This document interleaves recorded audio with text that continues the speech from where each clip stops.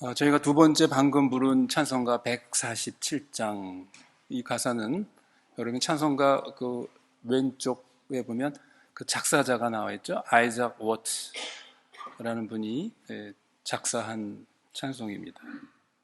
이 아이작 워츠는 그 청교도 목사이고 찬송 시인으로 약 700편 이상의 찬송시를 작사한 영국 찬송시의 아버지로 이렇게 알려져 있습니다.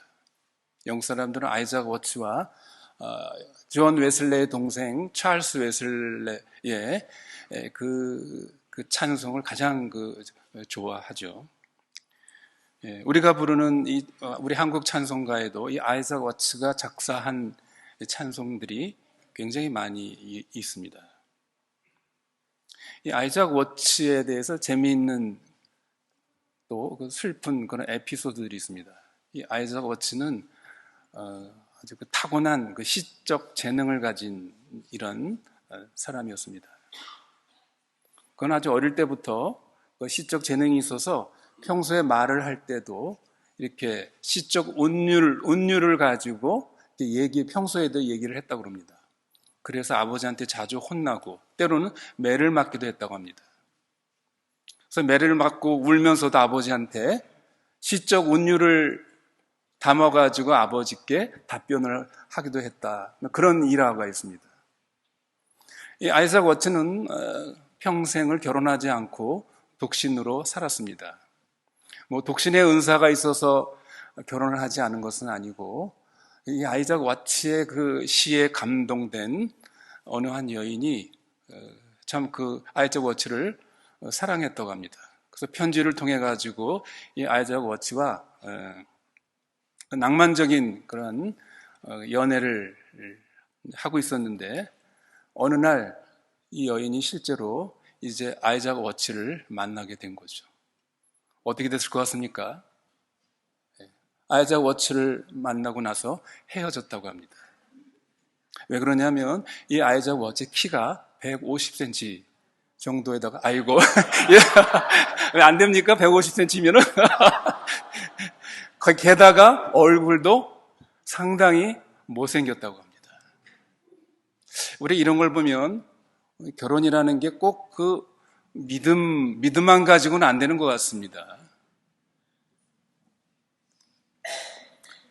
저희가 부른 이 147장 1절에 보면 우리 한국 찬송가에는 어떻게 되어 있죠? 주 달려 죽은 십자가를 내가 생각할 때. 이 번역, 원문과 비교해 보면, 우리 찬송가 가사들이 원문과 비교하면 그 원문의 의미들을 충분히 이렇게 담아내지 못하는 굉장히 좀 아쉬운 번역들이 많이 있습니다. 이것도 그 중에 하나인데요. 우리가 주 달려 죽은 십자가를 생각할 때, 생각한다. 원문에는 어떻게 되어 있다고요? When I survey the wondrous cross라고 되어 있죠. 내가 이 놀라운 십자가를 서베이할 때, 그러고 있습니다. 여러분, 서베이라는 말이 무슨 뜻입니까? 자세하게 살피고 조사하는 것이죠. 그저 대충 보고 대충 생각해서 이럴 것이다가 아니라 자세히 뜯어보고 살펴보고 파헤치고, 그래서 그 속에 있는 진실이 뭔가, 문제가 뭔가, 이런 것들을 뜻할 때 서베이어, 이제 이런 단어를 쓰죠. 저희가 지난 주일 예배 후에 우리 장로님들과 우리 관리부 집사님들이 우리 교육관에서 좀 의논을 했습니다. 그 교육관 창문 쪽에 보면 벽이 굉장히 많이 젖어 있고, 그래서 그 페인트들이 다 이렇게 뜯어지고 불어난 이런 것들을 보면서 이 문제가 뭔가, 그것들을 의논을 했습니다. 우리가 아무리 봐도 이럴 것이다 저럴 것이다 하지만 우리가 봐가지고는 모르는 거죠. 그래서 결국 전문 서베이어를 우리가 찾아서 그 서베이어를 통해서 도대체 이 벽에 이렇게 계속 벽이 젖고 도대체 왜 이런 일이 있는지, 어디로부터 원인이 뭔지 이런 것들을 그 원인을 알아보기 위해서 우리가 결국 이 서베이어를 찾아서 그분에게 맡기기로 이렇게 했습니다. 이 서베이어라는 말이 그런 것입니다. 이 아이작 워츠는 이 놀라운 십자가, 아니 그 귀한 십자가를 단순히 생각해 보는 것이 아니라 어떻게 한다고요? 도대체 이 십자가에 뭐가 있는지, 그 안에 뭐가 있는지 그것을 내가 자세하게 살피고 뜯어보고 관찰하고 조사해 보았다라고 그렇게 고백하고 있는 것이죠. 그 고백의 결과가 뭡니까? 그게 147장의 그 다음에 있는 가사들의 내용인 것이죠. 우리가 교회 전통적인 절기로 보면 지금은 사순절 기간이라고 이렇게 말합니다. 사순절이 뭡니까? 예수님의 부활하시기 전 약 40일간의 그 기간, 예수님의 그 고난의 그 기간들을 우리가 좀 기억하고 그 의미를 생각하기 위해서 교회가 이런 절기를 제정한 것이죠. 주님의 십자가의 죽음과 부활 사건은 우리 기독교 신앙의 핵심 중의 핵심입니다. 그러나 문제가 뭡니까? 우리가 매일 숨 쉬고 또 마시는 물의 가치와 그 공기의 중요성을 우리가 잊고 살듯이 이 주님의 고난과 부활 사건을 통해서 우리에게 주어진 그 주님의 은혜를 우리는 그저 당연히 여기고 당연하게 생각하고 잊어버리고 살 때가 많다는 것을 알게 됩니다. 그러나 우리가 이러한 특별한 절기를 통해서 주님의 고난과 그 죽음의 의미를 우리가 서베이 해보는 것, 그런 시간을 갖는다면 우리는 이 십자가를 통해서 새로운 은혜를 우리가 깨닫고 경험하게 될 것입니다. 저희가 이 사순절 기간을 맞이해서 예수님의 이 십자가의 고난과 죽음에 대해서 저희도 좀 자세히 관찰하고 조사하여서 거기에 도대체 무엇이 있는지, 어떤 사실이 있는지 이런 것들을 살펴보는 시간을 갖도록 하겠습니다. 성도 여러분, 우리가 믿는 우리 이 기독교 신앙과 다른 종교와의 근본적인 차이점이 뭐라고 생각하십니까? 우리가 아는 것처럼 다른 종교들도 나름대로 신을 말하고 있고 또 구원을 약속합니다. 그렇지 않습니까? 또 나름대로 자기네들이 말하는 것이 진리라고 하는 그러한 경전을 가지고 있습니다. 또한 신의 무한한 능력과 통치와 지혜를 말하는 종교는 기독교 말고도 다른 종교도 다 나름대로 그 신의 그러한 능력, 지혜를 다른 종교에서도 이야기합니다. 심지어 여러분, 힌두교에서는 어떤 신이 있습니까? 그 신이 성육신하여 인간이 된 이러한 신도 있죠. 소위 크리슈나라는 신은 그 신이 인간으로 된 이러한 신도 있습니다. 그러나 결정적으로 다른 종교에 없는, 오직 기독교에서만 말하는 아주 독특한 유일한 것이 하나 있습니다. 여러분, 그게 뭡니까? 여러분, 이 세상의 어떠한 종교에서도 그 신이 우리를 위하여 대신 고난받고 대신 죽었다라는 그러한 종교는 없는 것입니다. 결코 없습니다. 그런 이상하고 나약한 신, 이것은 다른 종교에서는 있을 수가 없습니다. 왜 신이 인간이 되어야만 했고 왜 그분이 고난을 받고 십자가에 달려 죽어야만 했는가? 여기에 우리 기독교 신앙의 유일성과 독특성이 있는 것입니다. 오늘 본문 마가복음 8장 1절 보십시오. 이 본문의 배경을 보면 이제 예수님의 3년간의 이 공생의 기간에 아주 큰 전환점이 되는 사건이 여기에 등장합니다. 8장에서 마침내 제자들은 자신들이 따르던 선생의 진정한 실체를 보게 됩니다. 오늘 본문 8장 27절로 33절의 말씀의 배경이 뭡니까? 예수님은 자신이 이 땅에 온 가장 중요한 목적을 제자들에게 이제는 확실하게 내가 밝혀야 되겠다, 알려줘야 되겠다.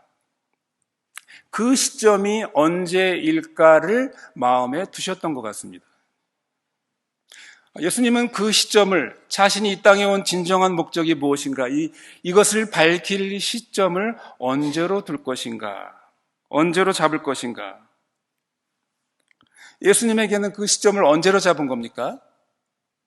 오늘 본문의 내용을 보면 제자들이 예수님이 누구인지를 바르게 인식하는, 이들이 바르게 내가 누구인지를 인식하고 있구나, 그것을 확인하는 시점, 그것이 내가 이 땅에 온 목적이 무엇인지를 이들에게 알려야 할 시점이라고 이렇게 예수님은 생각하신 것이죠.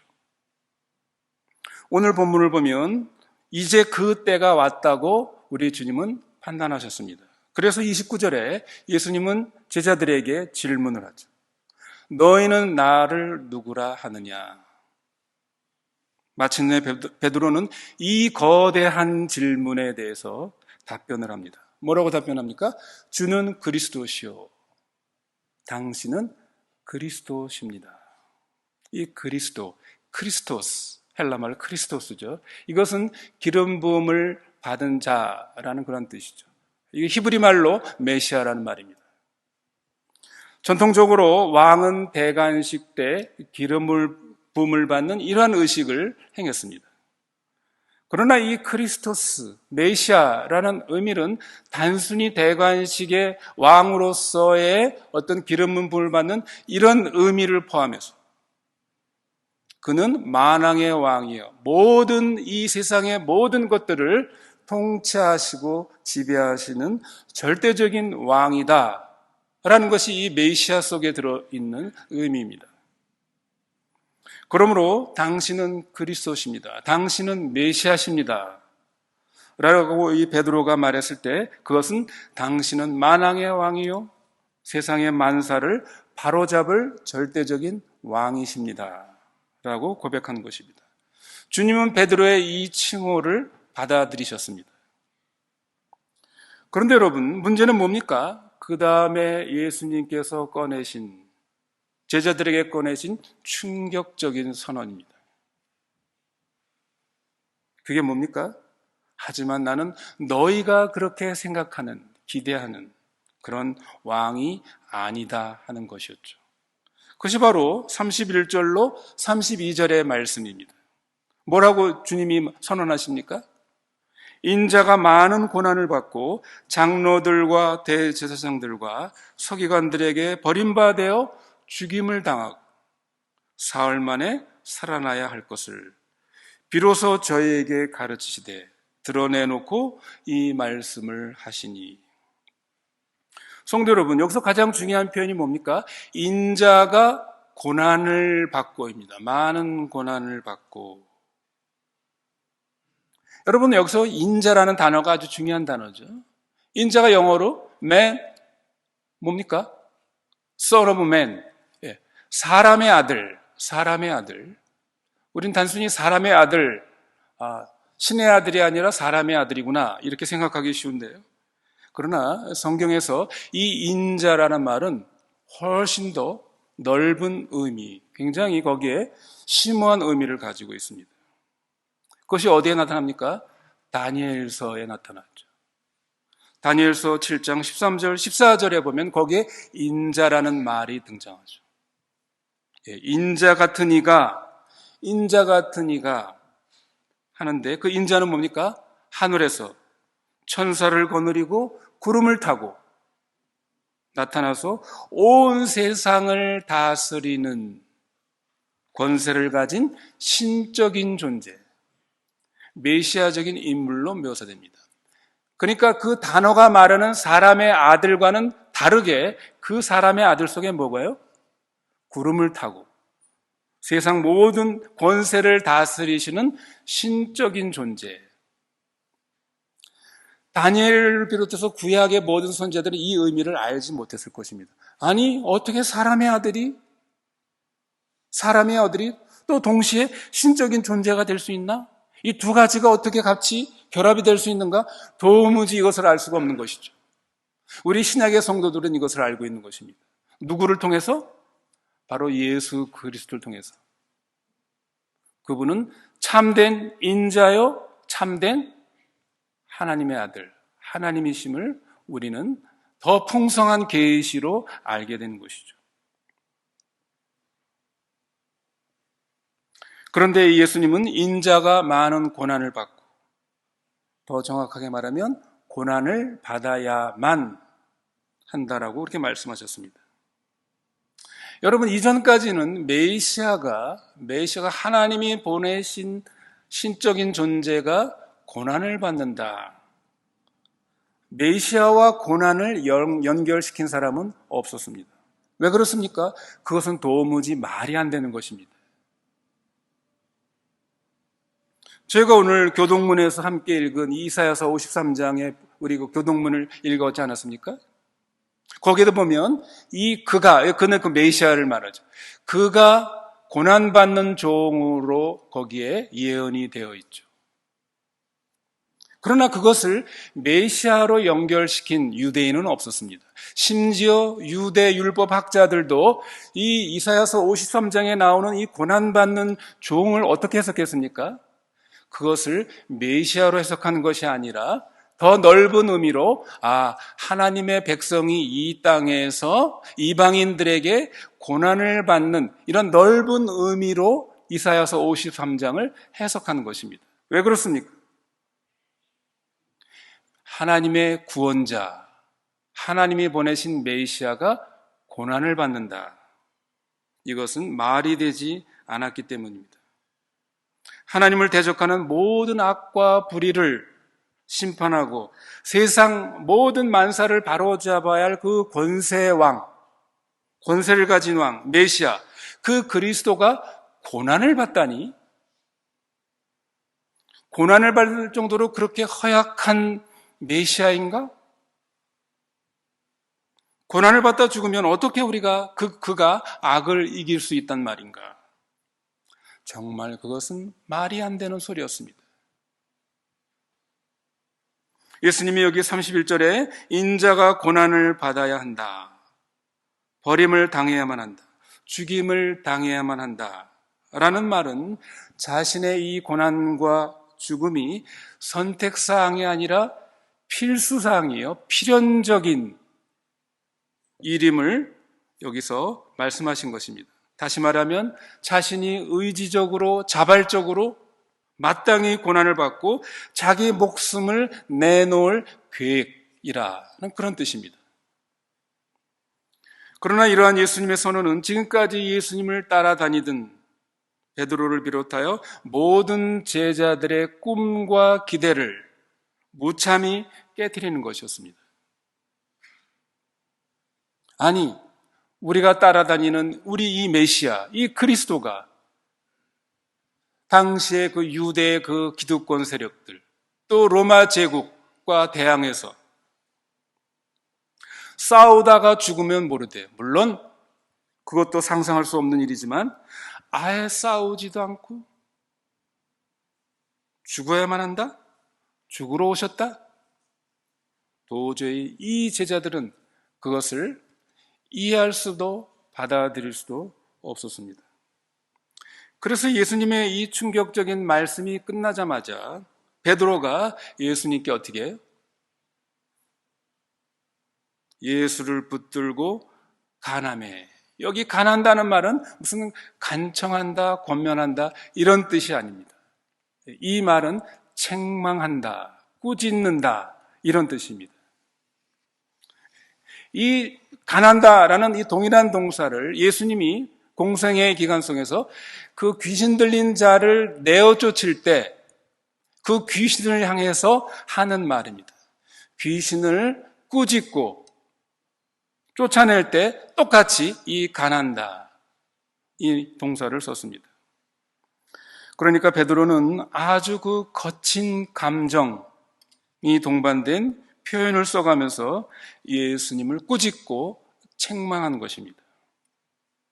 그리고 베드로가 이 제자들의 대표 노릇을 했기 때문에 다른 제자들도 베드로와 동일한 심정이었을 것입니다. 왜 이들이 예수님이 많은 고난을 받고 죽임을 당해야만 한다고 말씀하셨을 때 이 제자들은 그 따라다니는 이 예수님에 대해서 그런 말씀을 할 때 참 안타까움과 연민의 심정을 갖지 않고 오히려 예수님에 대해서 이렇게 꾸짖고 책망하고 분노의 반응을 나타낸 이유가 무엇인가? 여러분 생각해 보십시오. 예수님께 닥칠 불의한 상황에 대한 의로운 분노였을까요? 오늘 본문에는 잘 나타나 있지 않지만 마가복음 그 다음 장 9장과 10장에 그 이유가 잘 나와 있죠. 왜 그렇습니까? 이 제자들이 왜 그랬어요?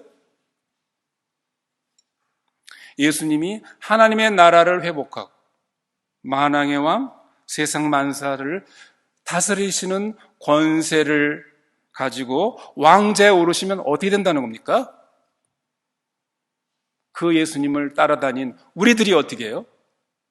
예수님 오른편 혹은 왼편에 가장 높은 자리를 누가 차지할까를 가지고 서로 논쟁하고 싸우는 장면이 그 다음 장에 나오는 것이죠. 결국 이거를 보면 이들이 이렇게 예수님에 대해서 꾸짖고 거칠게 항의한 것은 자신들이 예수님을 따라다니면서 얻고자 하는 자신들의 이익, 자신들의 행복이 좌절된 것에 대한 실망과 분노에 기인했음을 알게 됩니다. 그래서 예수님은 이런 것을 안 예수님은 베드로를 꾸짖으셨죠. 33절에 뭐라고 얘기하십니까? 사탄아, 내 뒤로 물러가라. 그 다음이 중요하죠. 내가 하나님의 일을 생각지 아니하고 도리어 사람의 일을 생각하는구나. 성도 여러분, 주님의 이 말씀에 대해서 어떻게 생각하십니까? 여러분, 이것은 단지 베드로와 그 제자들의 문제만입니까? 우리는 어떻습니까? 우리가 주님을 믿고 따르는 이유가 무엇입니까? 이것은 우리가 주님을 따르고 주님을 믿는 우리들에게도 동일한 주님의 질문이고 도전입니다. 내가 예수를 믿고 교회 다니고 신앙생활을 하는 이유가 뭔가? 그 목적이 뭔가?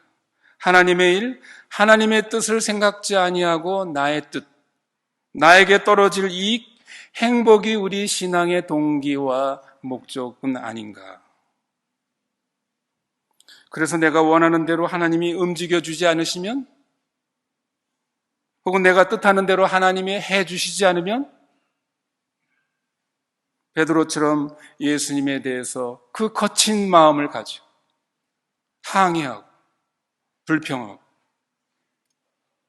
주님에 대해서 삐딱한 그런 마음을 갖고 있지는 않은가. 만일 그렇다면 우리는 우리의 신앙의 동기와 우리 신앙의 행태를 우리는 반성하고 회개해야 합니다.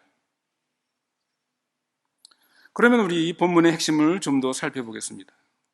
성도 여러분, 왜 우리 예수님은 자신이 많은 고난을 받아야만 하고 버림을 받아야만 하고 왜 죽임을 당해야만 한다고 그렇게 지금 말하고 있는 것입니까? 왜 예수님의 고난과 죽음은 필수적이고 필연적인 것입니까? 이것이 저희가 이 사순절 기간에 깊이 서베이해야 할 그런 중요한 내용입니다. 첫 번째로 그리스도의 고난과 죽음의 이 필연적인 이유는 바로 하나님의 사랑 때문입니다. 우리가 이것을 깊이 묵상하고 깨달아야 합니다. 사도 요한은 이것을 아주 명백하게 알려주었습니다. 요한일서 4장 8절로 9절에 사도 요한은 이렇게 말하고 있죠. 사랑하지 아니하는 자는 하나님을 알지 못하나니 이는 하나님은 사랑이심이라. 하나님의 사랑이 우리에게 이렇게 나타난 바 되었으니 하나님이 자기의 독생자를 세상에 보내심은 저로 말미암아 우리를 살리려 하심이니라. 하나님은 사랑이니라. 이 말은 매우 독특하고도 낯선 표현이라고 제가 아마 여러 번 말씀드렸을 것입니다. 하나님에겐 여러 가지 속성이 있습니다. 그렇죠? 하나님은 거룩하신 분이시고 의로우신 분이시고 전지전능하신 분, 신실하신 하나님. 그러나 그 하나님에 대해서 하나님은 거룩이다, 하나님은 정의다, 그렇게 표현은 하지 않습니다. 그런데 유일하게 하나님은 사랑이시다. God is love 라고 말하는 것은 이거밖에 없습니다. 사랑에 대해서. 다시 말해서 사랑은 하나님의 여러 속성 가운데 one of them이 아니라 뭐라는 겁니까? 하나님은 사랑이다라는 것은 하나님의 존재 자체가, 하나님의 본체가 사랑이다. 그런 말로 표현된 것입니다. 그만큼 이 하나님의 사랑을 강조한 표현이다라고 그렇게 말할 수 있는 것이죠. 성도 여러분, 생각해 보십시오. 하나님의 인간 창조를 여러분 한번 생각해 보십시오. 어떤 사람은 생각하기를 하나님이 인간을 창조하신 것을 보니 하나님이 아마도 우리 인간을 필요로 하셨나 보다 라고 그렇게 오해하기도 합니다. 여러분 그렇습니까? 하나님은 우리 인간이 하나님의 형상인 우리가 필요했나 보시구나. 그래서 우리를 만드셨나 보구나. 그러나 여러분, 그것은 매우 인간적인 생각입니다. 우리의 생각입니다. 그렇지 않습니다. 사실 우리 인간이 무엇을 만들 때는 그것이 우리에게 필요하기 때문에 무엇을 만들죠. 그렇지 않습니까? 왜 그렇습니까? 우리 인간은 뭔가가 부족하고 뭔가가 필요한 존재이기 때문에 그렇습니다. 그러나 하나님은 그렇지 않습니다. 만일 하나님이 무엇이 부족한 것이 있어서 무엇이 필요해서 뭐를 만들어야 된다고 한다면, 필요하다고 한다면 그것은 하나님이 될 수 없습니다. 하나님은 인간이나 만물을 필요로 하지 않습니다. 하나님은 스스로 충족하신 분, 만족하신 분이십니다. 그럼 왜 하나님은 인간을 필요로 하지 않으시면서 굳이 인간을 자신의 형상으로 만드셨는가 하는 것이죠. 그리고 나중에는 왜 자기의 독생자를 희생하는 그런 비싼 대가를 치르시면서까지 우리를 구속하셨는가? 하나님이 거룩하셔서? 하나님이 의로우셔서? 아니면 하나님이 할 일이 없어 심심하셔서 그렇게 하셨는가? 아무리 생각해 봐도, 여러분 생각해 보십시오. 하나님이 도무지 우리를 필요로 하지 않는 스스로 만족하신 분이신데 왜 우리를 지으셨고 또 죄인된 우리를 위해서 자기의 독생자를 아끼지 않고 우리를 위해 그렇게 내어주신 도대체 그 이유가 뭐냐 이것이죠. 아무리 생각해봐도 이유는 한 가지밖에 없습니다. 그게 뭡니까? 하나님이 우리를 사랑하셨기 때문입니다. 아무런 이유가 없습니다. 그럼 하나님이 왜 우리를 사랑하셨습니까? 여러분, 그거에 대한 답변이 뭡니까? 하나님이 그럼 왜 우리를 사랑하셨습니까? 제가 아주 좋아하는 표현이 있죠. I love you because I loved you. 이게 신명기에 나오는 것입니다. 이스라엘 백성을 하나님이 왜 사랑했습니까? 하나님의 답변이 뭐예요? 내가 너희를 사랑했기 때문에 사랑한다. 여러분, 이런 말이 있습니까? 아무런 이유와 조건과 이게 없습니다. 단지 하나님이 너희를 사랑했기 때문에 사랑하고 있다. 마찬가지죠. 그것은 바로 하나님이 사랑이시기 때문입니다. 성도 여러분, 가장 위대한 사랑, 가장 순전하고 가장 고상하고 가장 고급한 사랑이 무엇입니까? 어떤 사랑이 여러분 가장 순결하고 가장 고상한 사랑입니까? 그것은 자기의 필요 때문에 사랑하는 것이 아니라 아무 조건 없이 상대를 위해서 거저 내어주는 사랑입니다. 심지어 사랑할 수 없는 대상, 사랑하고 싶지 않은 대상, 사랑할 만한 가치가 없는 대상, 원수까지 사랑하는 그 사랑. 여러분, 이것이 가장 위대한 사랑입니다. 이것이 가장 고상하고 순전하고 고결한, 고급한 사랑입니다. 영국의 성공의 목사이며 신학자였던 윌리엄 반스턴은 그의 책 Love's Endeavor, Love's Expense라는 사랑의 수고, 사랑의 낭비, 사랑의 비용이라는 그 유명한 책에서 그렇게 인간의 사랑을 현상학적으로 분석을 했습니다. 반스턴에 따르면 모든 인간은 심지어 어릴 적에 사랑을 받지 못한 사람이라 할지라도 진짜 사랑, 진실한 사랑, authentic love를 구분할 수 있다고 그렇게 말합니다. 진짜 사랑과 가짜 사랑의 차이는 이렇다는 것입니다. 반스턴이 현상학적으로 살펴본 것입니다. 이렇게 말합니다. 가짜 사랑의 목적은 자신의 행복을 위해 남을 이용하는 것이다. 가짜 사랑에는 조건이 붙는다. 자신을 지지하고 자신에게 도움이 되는 사람에게만 사랑을 준다. 가짜 사랑은 언제나 그 사랑을 그만둘 여지를 만들어 놓는다. 자신에게 해가 된다 싶으면 즉시 몸을 뺀다. 하지만 진짜 사랑은 다른 사람의 필요와 행복을 위해 자신을 내주는 것이다. 상대방의 행복을 내 행복으로 삼는 것이다. 따라서 이 사랑은 무조건적이다. 자신에게 도움이 되지 않아도 상관없이 사랑을 준다. 그러므로 진짜 사랑은 손해와 위험을 무릅쓰는 사랑이다.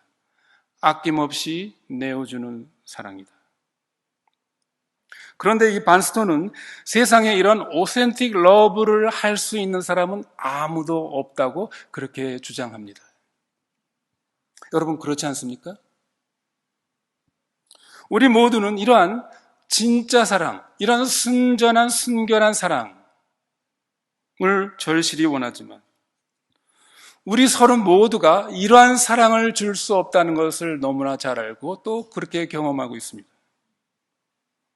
그러므로 우리의 사랑은 어느 정도의 차이가 있지만 모두가 어떤 의미에서 불순한 사랑입니다.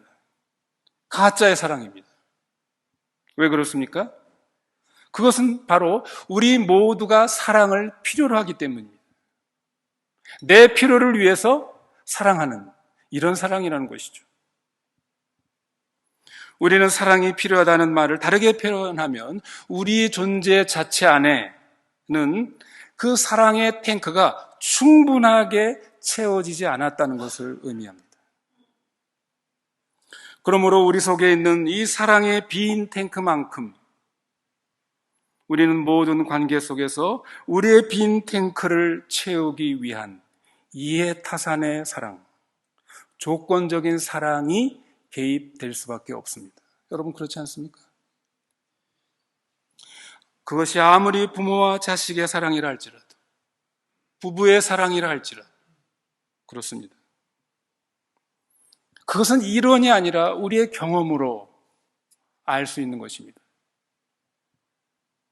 그러므로 우리의 사랑은 조건적일 수밖에 없습니다. 우리는 상대방을 있는 그대로 단지 상대방의 필요만을 위해서 조건 없이 사랑하지 못하는 것입니다. 우리 모두는 이 진짜 사랑, 순전한 사랑을 갈망하지만 정작 우리 자신은 그런 사랑을 할 만한 능력, 실력이 없는 사람들입니다. 그렇다면 우리가 어떻게 해야 이 참된 사랑으로 나아갈 수 있는가? 이 참된 사랑을 향해서 우리가 나아갈 수 있는가? 그것은 앞에서 말씀드린 문제가 해결되어야 합니다. 여러분, 그 문제가 뭡니까?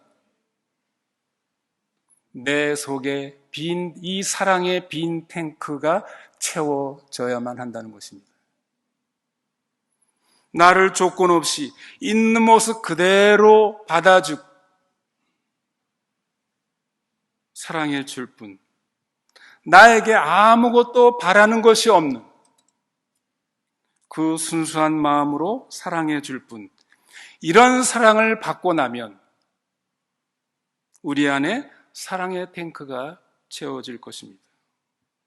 이 사랑의 탱크가 채워지고 충만해진다면 이것을 요즘 우리가 상담학에서 말하는 내 자존감이 높아지는 것이죠. 이 사랑으로 내 자존감이 높아지고 견고해진다면, 내 사랑의 탱크가 채워지면 나도 조건 없이 이해타산적이 아닌 참된 사랑을 해 나갈 수가 있습니다. 이 말을 여러분 주의하십시오. 해 나갈 수가 있습니다. 우리가 완벽하게 한다는 말이 아니라 그런 사랑을 시작할 수가 있다는 것입니다. 왜냐하면 나는 이미 채워진 사랑으로 만족하기 때문입니다. 성도 여러분, 이렇게 우리를 아무 조건 없이 오직 나의 필요만을 위해서 진짜 사랑을 해줄 그 어떤 존재가 있습니까? 부모입니까? 남편입니까? 아내입니까? 자식입니까? 친구입니까? 이 세상에 어떤 인간도 우리를 그렇게 사랑하는 존재는 없습니다. 누구만이? 오직 하나님만이, 오직 예수 그리스도만이 우리에게 그런 사랑을 해 주실 수 있는 분입니다. 인간에게는 부족한 사랑이 하나님 안에는 충만하게 존재합니다. 왜냐하면 하나님이 바로 사랑의 하나님이기 때문입니다. 그분은 사랑으로 가득 찬 온전한 분이십니다. 그렇기 때문에 그분의 사랑은 순수한 진짜 사랑입니다. 자기의 필요를 위해서 사랑하는 것이 아니라,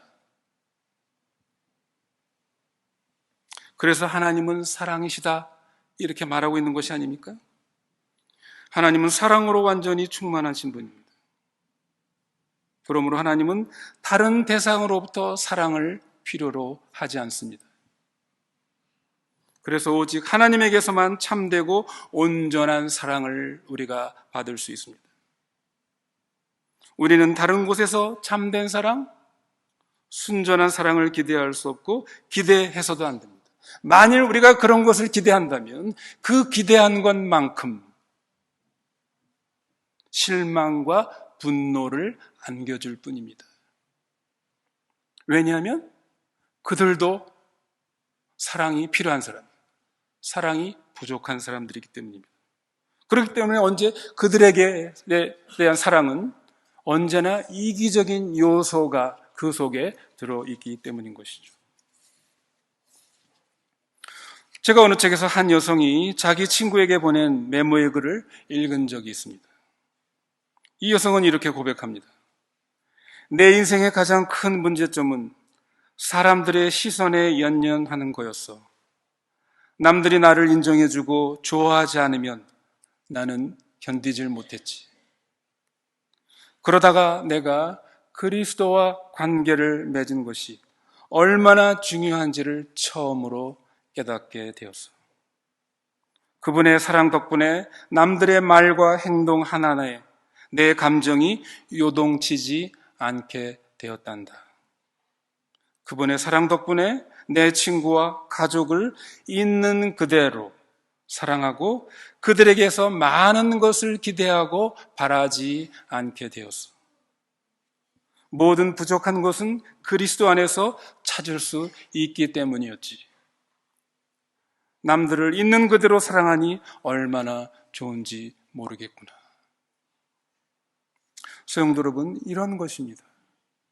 예수님의 사랑을 받으면 그 사랑을 알고 깨닫고 경험하게 되면 다른 사랑에 연연하지 않게 될 뿐 아니라 진짜 사랑을 하게 될 것입니다.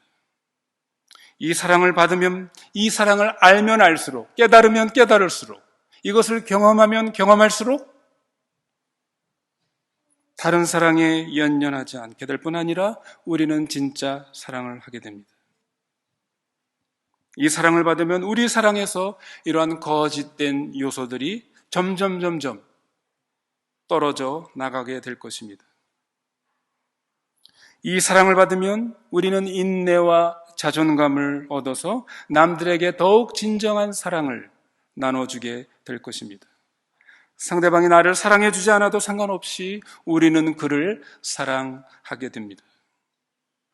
두 번째로 그리스도의 고난과 죽음이 필연적인, 필수적인 이유는 하나님이 우리를 심판하시지 않고 용서하실 수 있는 것은 오직 그리스도가 스스로 십자가에 달려 죄의 형벌을 받는 그 방법밖에 없기 때문입니다. 죄는 알려지지 않거나 혹은 모른 채 한다고 해서 없어지는 것이 아닙니다. 혹은 그냥 내가 용서할게 라고 말한다고 해서 죄가 사라지거나 회복되지 않습니다. 성도 여러분, 생각해 보십시오. 하나님이 우리의 죄와 악을 그저 눈 감아 주신다면 얼마나 좋겠습니까? 여러분, 하나님이 그렇게 하실 수 없는 이유가 뭡니까? 하나님이 가지신 절대적인 속성, 의의 속성 때문에 그런 것이죠. 죄는 반드시 거기에 상응하는 대가를 치루어야만 합니다. 그래야만 하나님의 공의는 만족됩니다. 여러분, 죄의 대가, 죄가 치루어야 할 값이 무엇입니까? 성경은 그것을 우리에게 알려줍니다. 죽음이라고 말합니다. 사형이라고 말합니다. 죄의 삭은 사망이다 라는 판결은 하나님의 절대적인 공의의 성품에서 나온 영원한 법칙입니다. 그런데 하나님께서 우리를 너무나 사랑하시기에 하나님 자신이 기꺼이 우리 대신 죽으심으로 그 죄의 값을 갚아주셨습니다. 여러분, 이것이 성경의 하나님이 원시적인 이방신들과 결정적으로 다른 점입니다. 고대인들은 신의 분노 혹은 신의 정의, 빛, 형벌 이런 개념들만 알았지 하나님이 오셔서 대신 그 빛을, 그 형벌을 대신 담당하신다. 그 값을 대신 지불한다. 이런 것은 상상조차 하지 못했습니다. 내가 다 용서해 줄게. 하나님이 그렇게 말씀하신다고 용서가 되는 게 아닙니다. 물론 하나님은 세상을 창조하실 때 빛이 있으라 말씀하시니 빛이 있었습니다. 모든 생물들이 있으라 그렇게 말씀하시니 모든 것들이 있었습니다. 그저 말씀 한마디로 존재하게 된 것이죠.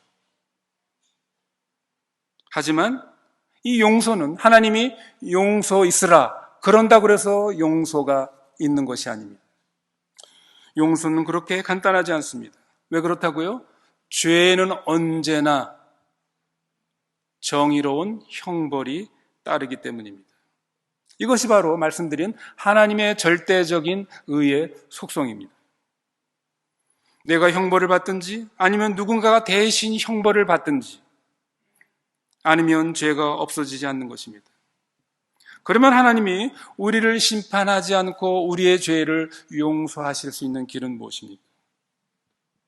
그것은 바로 하나님 자신이 스스로 십자가에 달려 우리가 진 죄의 형벌을 대신 받는 방법밖에 없기 때문입니다. 그래서 성자 하나님께서 인간의 몸을 입고 이 땅에, 이 세상에 오신 것입니다. 그리고 우리가 진 죄의 빚, 우리가 받아야 할 그 죄의 형벌을 대신 받으시고 우리의 빚을 갚아 주신 것입니다. 우리의 대신 빚을 갚고 우리 대신 형벌을 받기 위해서 내가 고난을 받아야만 하고 내가 반드시 버림을 당하고 죽임을 당해야만 한다라고 그래서 말씀하신 것입니다. 말씀을 맺습니다. 우리는 십자가에 달린 이 예수님의 고난과 죽으심 속에서 하나님의 사랑과 하나님의 공의를 보게 됩니다. 십자가는 뭐라고요? 십자가는 하나님의 이 공의와 사랑이 교차한 곳입니다. 만난 곳입니다. 입맞춘 곳입니다. 우리는 그리스도의 고난을 묵상하며 우리의 죄의 심각성과 하나님의 의로우심을 우리는 더 깊이 깨달아야 하겠습니다. 동시에 이 우리의 죄와 의로우심을 뛰어넘는 하나님의 그 크신 사랑과 은혜를 우리는 무엇보다도 깨달아야 하겠습니다. 그래서 그리스도의 십자가의 고난과 죽음을 통해 우리에게 보여주신 하나님의 그 참된 사랑과 용서를 확인하고 우리가 새롭게 이것을 체험하고 그 참된 사랑과 용서가 우리의 가정과 교회와 이 세상으로 흘러넘치는 저와 여러분 모두가 되시기를 간절히 기대하고 또 기도하는 것입니다.